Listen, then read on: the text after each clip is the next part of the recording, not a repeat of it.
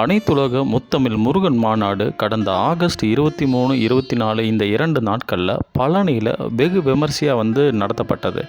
இந்த முத்தமிழ் முருகன் மாநாட்டில் நிறைய கட்டுரையாளர்கள், நிறைய கலைஞர்கள், அதே மாதிரி நிறைய முருக பக்தர்கள் இவங்க எல்லாருமே கலந்துக்கிட்டாங்க.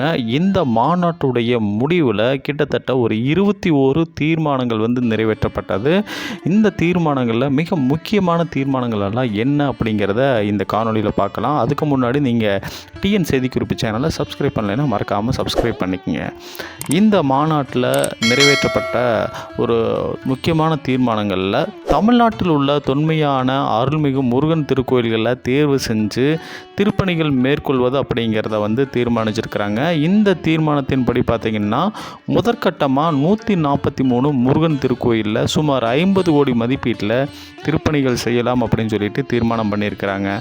அதற்கப்புறம் அருள்மிகு முருகன் திருக்கோயிலில் பணிபுரியக்கூடிய அர்ச்சகர்கள், பூசாரிகள், ஓதுவார்கள், கலைஞர்கள் மற்றும் முருகன் அடியார்களை சிறப்பிக்கும் வகையில் ஆண்டுதோறும் 10 நபர்களுக்கு விருதுகள் வழங்குகிறோம் அப்படின்னு தீர்மானம் பண்ணியிருக்கிறாங்க.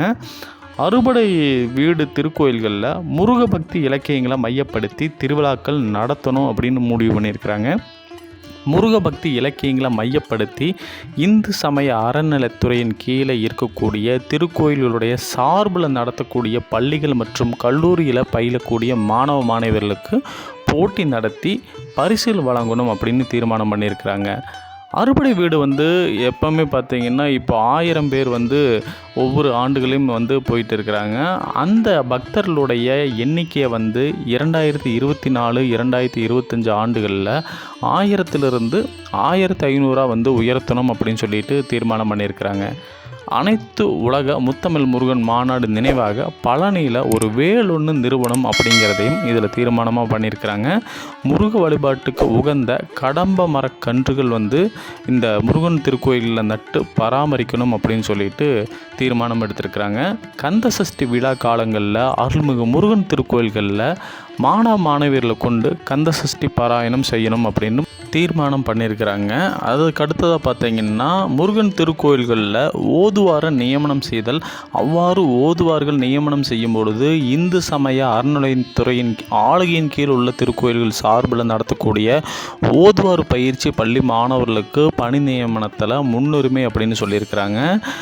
தேனூர் வரகவி சொக்கலிங்கனார் எழுதிய செய்தொண்டர் புராணம் என்ற நூலை தெளிவுரையுடன் கூடிய பதிப்பாக முதல் முறையாக வெளியிடுவது அப்படிங்கிறதையும் தீர்மானம் பண்ணியிருக்கிறாங்க. முருகப்பெருமானின் பெருமைகள் மற்றும் இலக்கியங்கள் குறித்து இந்து சமய அறநிலைத்துறையின் ஆளுகையின் கீழ் உள்ள திருக்கோயில்கள் சார்பில் நடத்தக்கூடிய கல்லூரிகளில் சிறப்பு ஆன்மீக பாடப்பிரிவுகளை ஏற்படுத்த அரசுக்கு பரிந்துரைக்கலாம் அப்படிங்கிறத முடிவு பண்ணியிருக்கிறாங்க. வெளிநாட்டில் வாழக்கூடிய முருக பக்தர்கள் தமிழ்நாட்டுக்கு வருகை தரும் பொழுது அவர்களுக்கு அறுபடை வீடு திருக்கோவிலுக்கு செல்ல சிறப்பு ஏற்பாடுகள் செய்து தருவது அப்படிங்கிறதையும் தீர்மானம் பண்ணியிருக்கிறாங்க. வெளிநாட்டில் வாழக்கூடிய தமிழர்கள் முருக பக்தர்களாக தமிழ்நாட்டுக்கு வரும்பொழுது அவங்களுடைய வழிபாட்டுக்கு உதவும் வகையில் மொபைல் ஆப் செஞ்சு கொடுக்கணும் அப்படிங்கிறதையும் ஒரு தீர்மானமாக சொல்லியிருக்கிறாங்க. திருக்கோயில்களில் தமிழுக்கு முன்னுரிமை தரும் வகையில் தமிழில் குடமுழக்குகள் மற்றும் வழிபாடுகள் சிறப்பாக நடைபெற தகுந்த நடவடிக்கைகள் மேற்கொள்ளணும் அப்படிங்கிறதையும் தீர்மானம் செஞ்சுருக்கிறாங்க. இந்த மாநாட்டுடைய அடையாளமாக முத்தமிழ் முருகன் ஆய்வு மையம் அமைக்க அரசுக்கு பரிந்துரைக்கலாம் அப்படிங்கிறதையும் சொல்லியிருக்கிறாங்க.